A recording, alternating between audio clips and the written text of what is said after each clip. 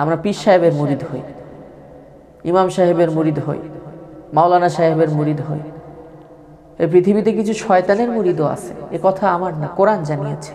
সূরা নিসা 60 নম্বর আয়াত, আলাম তারা ইলাল্লাযীনা ইয়াজউমুনা আন্নাহুম আমানু বিমা উনজিলা ইলাইকা ওয়া মা উনজিলা মিন ক্বাবলিক ইউরিদুনা আন ইয়াতাহাকামু ইলাত তাগুত ওয়া ক্বাদ উমিরু আন ইয়াকফুরু বিহি ওয়া ইউরিদুশ শাইতানু আন ইউদিল্লাহুম দালালান বাঈদা।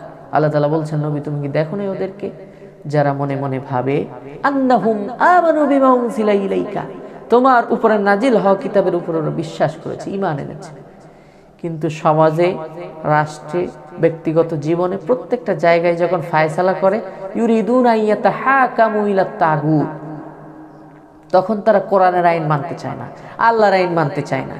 ওরা কোরআনকে তাবিজের কিতাব বানিয়েছে, ঝাড়ফুঁকের কিতাব বানিয়েছে।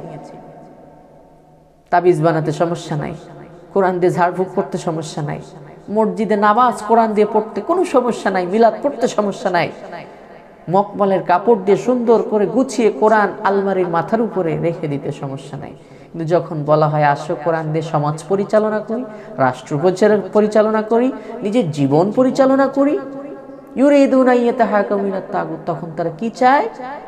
মানুষের তৈরি করা আইন, শয়তানের তৈরি করা আইনের পিছনে ঘুরে নিজেদের মন মস্তিষ্ক প্রসূত আইন দিয়ে তারা সমাজ, রাষ্ট্র, নিজেদের ব্যক্তি জীবনকে পরিচালনা করতে চায়।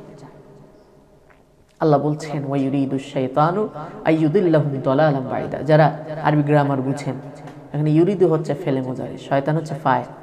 শয়তান মুরিদ বানাইছে কাদেরকে? যারা মুখে কালেমা পড়েছে, ঈমান এনেছে, বলে যে আমরা আল্লাহর কোরআনের উপর ঈমান আনছি, কিন্তু যখন বাস্তব জীবনে, ব্যক্তিগত জীবনে, প্র্যাকটিক্যাল লাইফে তারা কাজ করে, বিচার ফায়সালা করে, আল্লাহর আইন মানতে চায় না, কোরআনের আইন মানতে চায় না, আল্লাহর ফায়সালা মেনে নিতে চায় না।